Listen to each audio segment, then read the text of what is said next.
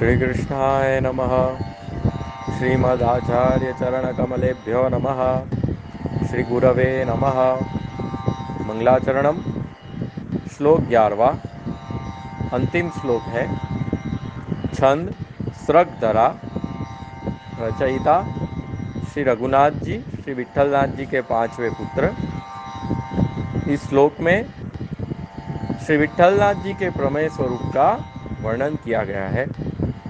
जिस तरह बरहापीडम नटवर वपु में श्री कृष्ण के प्रमेय स्वरूप का वर्णन है, सौंदर्यम निजरित गतम में श्रीमद् वल्लभाचार्य जी के प्रमेय स्वरूप का वर्णन है, श्री वल्लभ प्रतिनिधिम में श्री गोपीनाथ प्रभु चरण का उल्लेख है, उसी प्रकार इस श्लोक में श्री रघुनाथ जी ने श्री विठलनाथ जी प्रभु चरण का प्रमेय स्वरूप का यहाँ वर्णन किया है।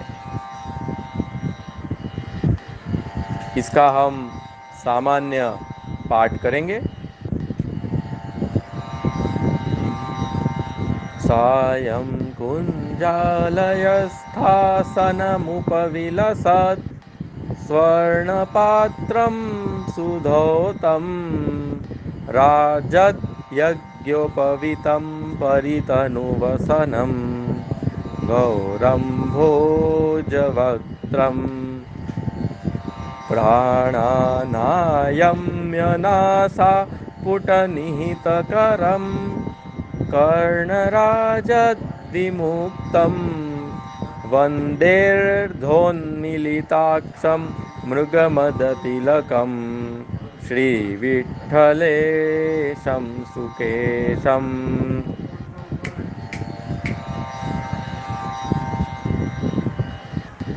अब आप पुस्तक ले लीजिए। उंगली इस श्लोक पर रखते हुए जो जो मैं कहूँ उसे ध्यान से उंगली उस अक्षरों पर डालते हुए आप उच्चारण देखिए, और उसके संग आपको दोहराने का समय भी दिया जाएगा। इसकी गति भी धीमी कर दी जा रही है ताकि आप उसे प्रैक्टिस कर पाएँ, फिर से आप इस लय में गा पाएँ। इसके लिए धीमी गति से सायं कुञ्जालयस्थासनमुपविलसत्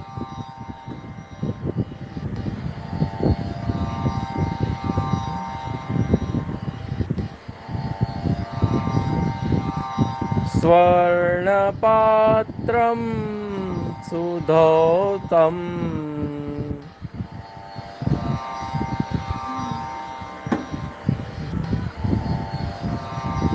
राजद्यज्ञोपवीतं परितनुवसनम्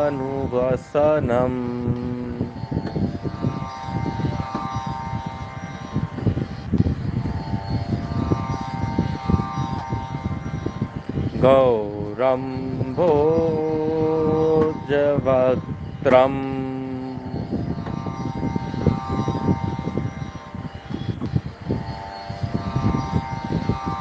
प्राणानायम्यनासापुटनिहितकरम्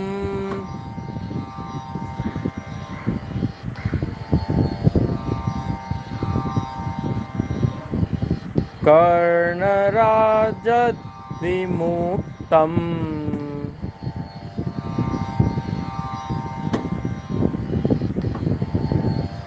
वन्देर्धोन्मीलिताक्षं मृगमदतिलकम्।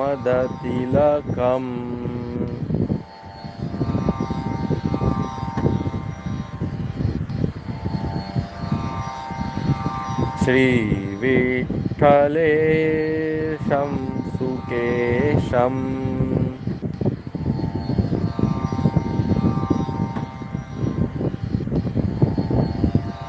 आप इस लय में 2 से 3 बार रोज बोलेंगे तो आपको इस गति में बोलने में सरलता रहेगी। सायं कुञ्जालयस्थासनमुपविलसत् स्वर्णपात्रं सुधौतं राजद्यज्ञोपवीतं परितनुवसनं गौरं भोजवक्त्रं प्राणानायम्यनासा पुटनिहितकरं कर्णराजद्विमुक्तं वन्देर्धोन्मीलिताक्षं मृगमदतिलकं श्रीविठ्ठलेशं सुकेशम।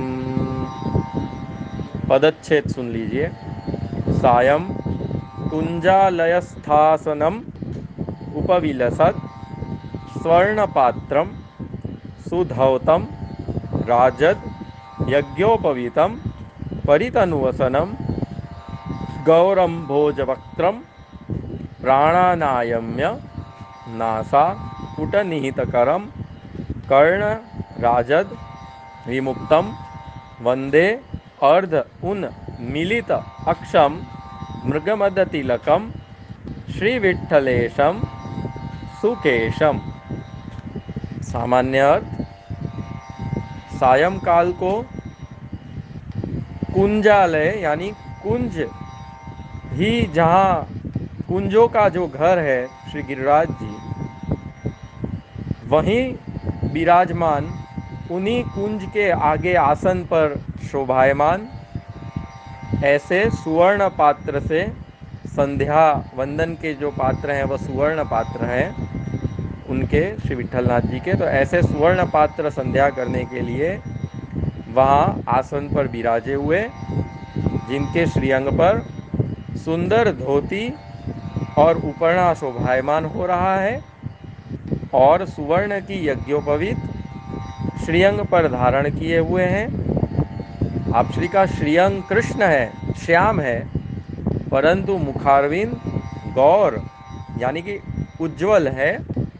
मुखारविंद कमल जैसा लाल है और अपने श्रीयस्थ से प्राणानायम, जो अनुलोम विलोम हम करते हैं, उस प्रकार प्राणानायम करते हुए अपने श्रीयस्थ से नासिका पर रखा हुआ है। कर्णों में सुवर्ण के मोती से पिरोए हुए बाला जो कहते हैं वह धारण किए हुए हैं और ध्यान मग्न है, जिसमें आधे नेत्र खुले हैं आधे बंद हैं और दोनों नेत्रों की जो कीकी है वह कीकी आज्ञा चक्र में ऊपर केंद्रित है। ऐसे ध्यान में बैठे हुए, केसर और कस्तूरी के तिलक किए हुए सुंदर केश वाले श्री विठ्ठलनाथ जी को मैं वंदन करता हूँ, मैं श्री रघुनाथ जी वंदन करता हूँ। सायंकाल का संध्या वंदन का यहाँ उल्लेख है। संध्या वंदन ब्राह्मणों को 3 काल करनी चाहिए।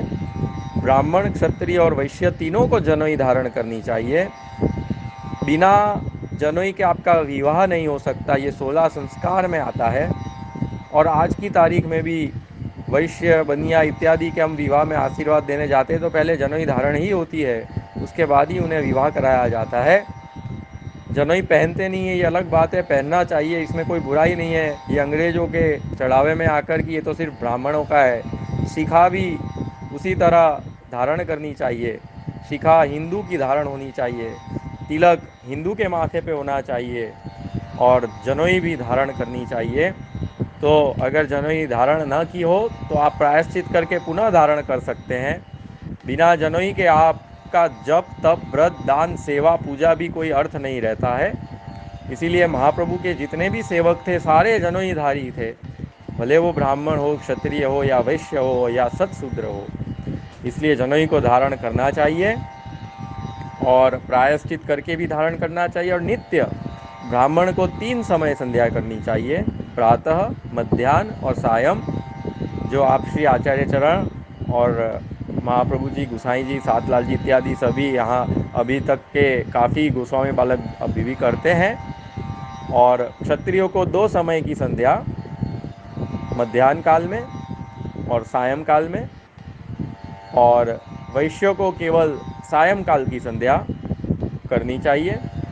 यह और सत्शूद्र को सायंकाल की संध्या अर्घ देना चाहिए। उसमें धोती उपरना पहनकर या बंडी पहनकर शिखा सहित जनेऊ धारण करके 5 मिनट लगती है।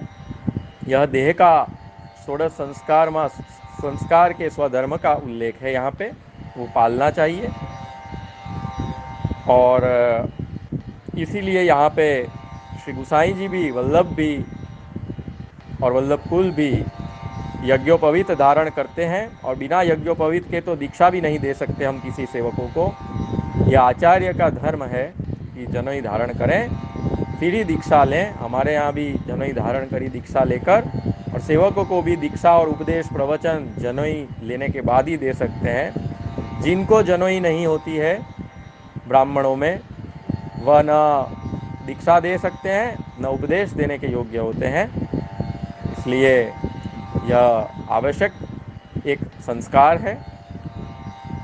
गायत्री भी महाप्रभु जी ने प्रथम स्कंद सुबोधनी के प्रथम अध्याय के सत्यम परम धीमहि में गायत्री मंत्र का पूरा अर्थ प्रकट किया है। गायत्री भाष्य है, वह अन्याश्रय नहीं है, यह भ्रांति है। अगर ऐसा होता तो सुबोधनी जी में ऐसा उसका तत्वार्थ गूढ़ार्थ प्रकट ना करते आप श्री।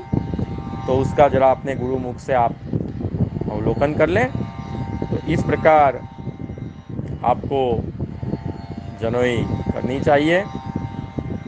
और हमारे संस्था के द्वारा, वैष्णव के द्वारा हर साल समूह जनेऊ का आयोजन भी होता है, जिसमें असंख्य वैष्णव बालक और बड़े भी, जिन्होंने जनेऊ धारण करने के बाद न की हो, ऐसे प्रायश्चित करवा कर धारण कराई जाती है। और फिर नियमित रहकर वह चलना चाहिए। तो यहाँ गुसाई जी भी यह करके बता रहे हैं कि सेवकों को कि आपको भी यह कार्य करना चाहिए। हाँ, सेवा के इतर यह कार्य करना चाहिए, जैसे सायंकाल में उत्थापन करने के बाद जो सैनभोग रखा हो उस समय या उत्थापन के समय से पहले इसको करना चाहिए। सेवा के समय के बीच में सेवा को छोड़कर नहीं करना चाहिए। प्रातःकाल में भी या तो आप मंगला के पहले कर लें या राजभोग धर के करें, इस तरह का प्रकार है। सेवा मुख्य है, यह उसका अंग है कि करना जरूरी है, जैसे आपका हाथ और आँख। तभी आप अपनी पत्नी को धारण कर सकते हैं और तभी वह आपका दाम्पत्य संस्कार विहीन नहीं होता है और संस्कारवान बच्चे भी पैदा होते हैं जो माँ बाप के कहे में होते हैं। तो यहाँ स्वयं आप श्री विठलनाथ प्रभुचरण महाप्रभु जी हमें बता रहे हैं कि हमें वैदिक आचार विचार का पालन करना चाहिए और उसी में रहकर प्रभु की भक्ति करनी चाहिए, जीवन जीना